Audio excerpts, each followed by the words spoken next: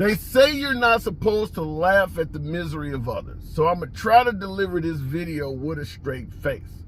But as you can see, it's titled, Lyft Driver Kills Passenger. Because that's essentially what I believe happened. What up, folks? Once again, it's your boy, Tim. Last Saturday, July 23rd, in the state of Delaware, a Lyft driver, got so pissed off with at least one of his passengers that he stopped the car in the middle of the damn highway and demanded that they all get out the vehicle. 1 in the morning.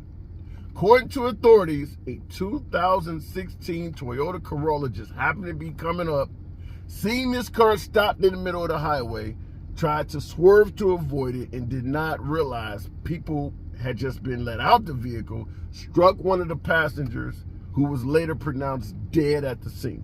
It gets worse, folks. Not only did that Lyft driver kick these folks out in the middle of an active highway, when that passenger was struck, the Lyft driver took off and left the scene. Ooh, I'm telling mommy. And mommy just happens to be a prison warden. And she's going to take your ass to work and leave you there for a while. Point I'm trying to make is this guy's going to fucking prison. And as a Lyft driver, you reek of a public defender. You smell like a plea deal. Because we're in rideshare, and a lot of us do not have a lot of money. So this guy is certainly going to walk into court, bend over, grab his ankles, and ask the judge to be very gentle with him. Folks, you gotta keep your mind, intact. We all understand that a lot of drivers are not happy. We've all, in the ride-sharing business, have taken passengers from point A to point B and had a bunch of entitled people in our car. A lot of them think we make a bunch of money because a lot of the bullshit that come from these ride-sharing companies telling folks are making $39 an hour. Some folks have said as much as $90,000 a year. Both Uber and Lyft does this, so neither one of them are excluded. Passengers get in your car all the time, expecting you to have water, be willing to stop and wait for them for 20 minutes.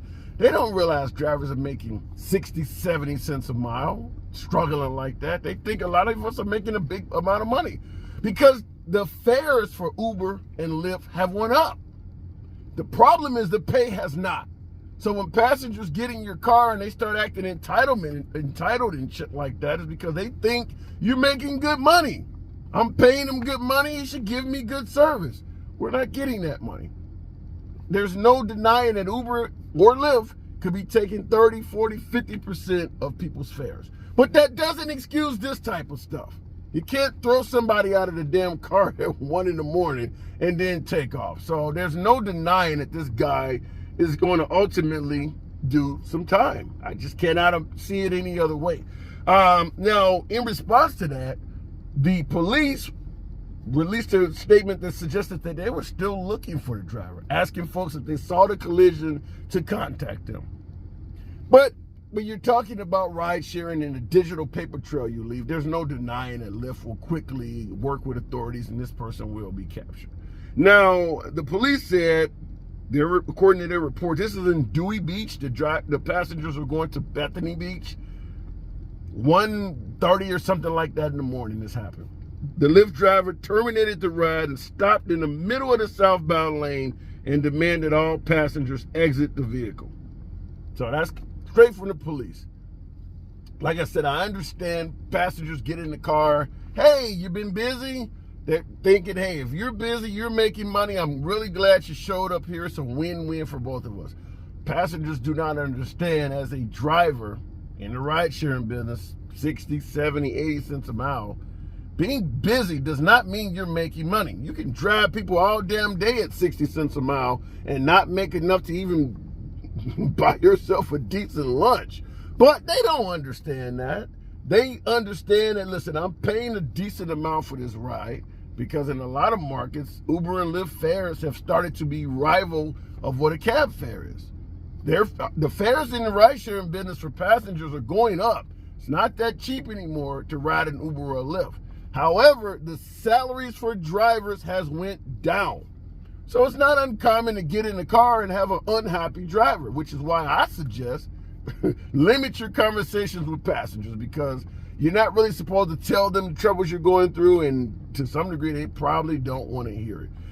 If you do want to make money, I'm just going to make it clear. I'll link in the description. I have a video titled How to Make Money Driving with Uber and Lyft. And I do believe those strategies do work.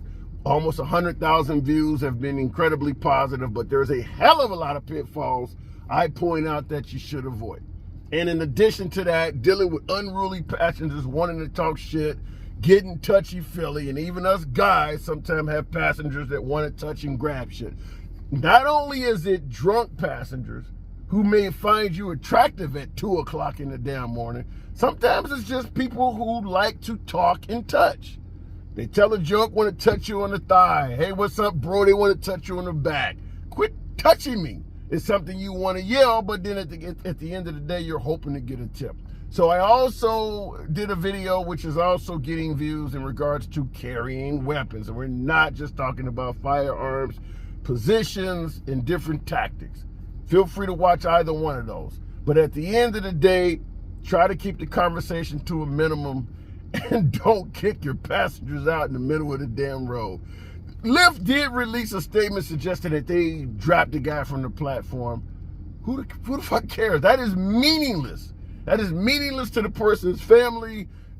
Obviously, the driver's going to have a hell of a lot of legal troubles coming up. It is meaningless, period. Most likely that driver wasn't going to drive for Lyft again anyway. So all of this dropping you from the platform bullshit is meaningless. But let me know in the comments, folks.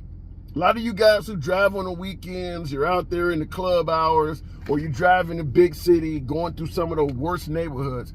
What has your worst passenger done to piss you off? Have you ever had a passenger that you wanted to stop, tell them to get out of the car in the middle of the damn highway? Now keep in mind, this guy did it to 6 people. You know, these folks are behind you, they're on the side of you, all of that. I mean, they could have tried to beat his ass. That's a 6-to-1 number. But have you ever had passengers in your vehicle that you just wanted to kick out? And if so, what did they do to piss you off to this elite level of pistivity, if that even is a word?